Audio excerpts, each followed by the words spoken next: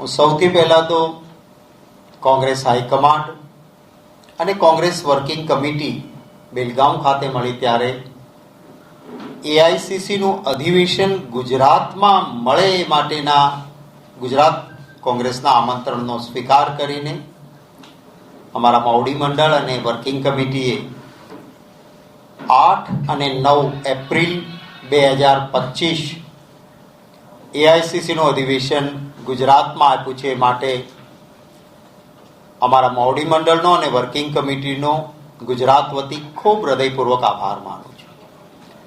ઐતિહાસિક અધિવેશન મળવા જઈ રહ્યું છે ત્યારે કેટલીક બાબતો આપના ધ્યાને પણ મૂકવા જરૂર માંગીશ. ગુજરાતમાં 51મું એઆઈસીસીનું અધિવેશન એ ગુજરાતમાં મળ્યું હતું. 1938માં હરિપુરા ખાતે એ અધિવેશન મળ્યું હતું. શણગારેલા 51 ગાડામાં એઆઈસીસીના સભ્યો બેસીને ગયા હતા અને હરિપુરા ખાતે એઆઈસીસીનું અધિવેશન મળે એ બાબતનો આગ્રહ એ વખતે અમારા પ્રથમ પ્રદેશ પ્રમુખ અને સૌથી વધારે સમય સુધી જેઓ પ્રદેશ પ્રમુખ રહ્યા એવા સરદાર વલ્લભભાઈ પટેલે એઆઈસીસીનું અધિવેશન ગુજરાતમાં હરિપુરા ખાતે મળે અને એમાં પણ 10 વર્ષ એ બારડોલી સત્યાગ્રહને 10 વર્ષ થઈ રહ્યા છે એ નિમિત્તે મળે એવો એમનો આગ્રહ હતો. અને કોંગ્રેસ પાર્ટીએ 1938માં ગુજરાતમાં પ્રથમ વખત એઆઈસીસીનું અધિવેશન મળેલું. 19 થી 22 ફેબ્રુઆરી એ હરિપુરા ખાતે એઆઈસીસીનું અમારું અધિવેશન મળેલું. 51માં અધિવેશન જે 1938માં મેં કહ્યું હરિપુરા ખાતે મળ્યું એમાં એ વખતે નેશનલ પ્રેસિડેન્ટની ચૂંટણી પણ એ અધિવેશનમાં હતી અને સુભાષચંદ્ર બોઝ ભારતીય રાષ્ટ્રીય કોંગ્રેસના અધ્યક્ષ તરીકે ગુજરાતના હરિપુરા ખાતે જે એઆઈસીસી અધિવેશન મળ્યું એમાં એ ચૂંટાયા હતા. સરદાર વલ્લભભાઈ પટેલે હરિપુરા ખાતેના અધિવેશનની સંપૂર્ણ જવાબદારી પોતે સ્વીકારી હતી અને સંપૂર્ણ વ્યવસ્થા એ સરદાર વલ્લભભાઈ પટેલે હરિપુરા એટલે બારડોલીની બાજુમાં આવેલું છે અને બારડોલી સત્યાગ્રહના 10 વર્ષના યાદગીરીને ધ્યાને રાખીને પણ ત્યાં થયેલું. એ વખતે નંદલાલ બોઝ એમણે જુદા જુદા 7 પોસ્ટર પેઇન્ટિંગ કરેલા જેની એ વખતે ખૂબ ચર્ચા અને ખૂબ પ્રશંસા થયેલી.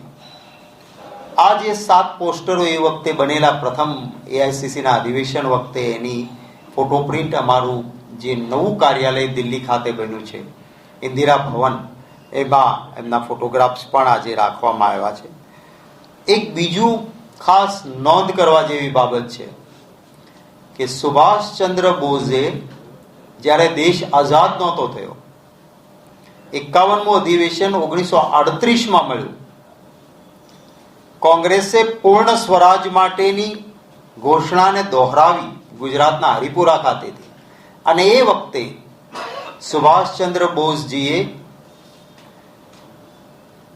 પ્લાનિંગ કમિશન હોવું જોઈએ અને એની વાત એ સમયે દેશ આઝાદ થયા પહેલા વહીવટમાં પ્લાનિંગ કમિશન હોવું જોઈએ અને એમાં શું શું વ્યવસ્થા હોવી જોઈએ એની વિસ્તારથી એક બ્લુ પ્રિન્ટ મૂકેલી. સુભાષચંદ્રજી બોઝના એ આઈડિયાને 12 વર્ષ પછી જવાહરલાલ નહેરુજીએ આયોજન પંચની રચના કરીને પંચવર્ષીય આયોજન જે એમનો ખ્યાલ હતો એમનું અમલીકરણ એ જવાહરલાલ નહેરુજીએ કરેલું. ત્યાર પછી ગુજરાતમાં એઆઈસીસીનું બીજું અધિવેશન 1961માં ભાવનગર ખાતે મળેલું હતું અને શ્રી નીલમ સંજીવ રેડ્ડીજી એ અધ્યક્ષ હતા અને એમની અધ્યક્ષતામાં ભાવનગર ખાતે એઆઈસીસીનું અધિવેશન મળ્યું હતું. એટલે 1961 પછી ગુજરાતને એઆઈસીસીના અધિવેશનનું આતિથ્ય કરવાનો આ પ્રસંગ અમને પ્રાપ્ત થયો છે. એ વાતનો ખૂબ હૃદયપૂર્વક આનંદ અને આભાર વ્યક્ત કરું છું. સમગ્ર ગુજરાતીઓ પણ એ બાબતનું ગૌરવ લેશે કે જે પાર્ટીએ આઝાદીની લડાઈ માટે, અને ખાસ કરીને ગુજરાત એટલે મહાત્મા ગાંધીજી અને સરદાર સાહેબની જન્મભૂમિ છે.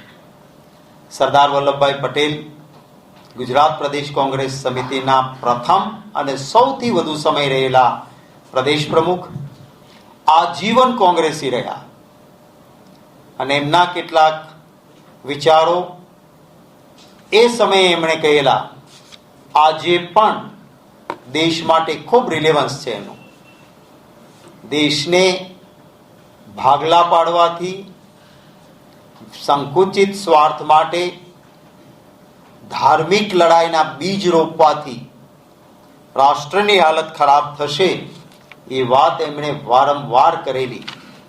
અને આજે આપણે જોઈએ છીએ કે રાષ્ટ્રમાં આ પરિસ્થિતિઓનું શું પરિણામ આવતું હોય છે. અમે ઈચ્છતા હતા કે મહાત્મા ગાંધી મંદિર ખાતે અમારું એઆઈસીસીનું અધિવેશન મળે. અમે માંગણી કરી હતી, પરંતુ ત્યાંથી સકારાત્મક જવાબ નથી આવ્યો. અનઓફિશિયલી એવું કહેવામાં આવ્યું છે કે અમે તમને મહાત્મા ગાંધી મંદિર એઆઈસીસીના અધિવેશન માટે નહીં આપીએ. એટલે અમે બીજા ઓપ્શન અમારા પાસે ખુલ્લા છે. સમયાંતરે આખરી ઓપ આપ્યા પછી આપને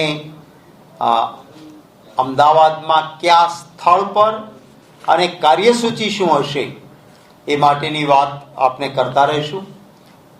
સેશન પહેલા અમારા અખિલ ભારતીય કોંગ્રેસ કમિટીના સિનિયર નેતાઓની આવન જાવન પણ રહેશે. આપણા સાથે પણ ઇન્ટરેક્શનનો જરૂર પ્રયત્ન એમના દ્વારા પણ રહેશે.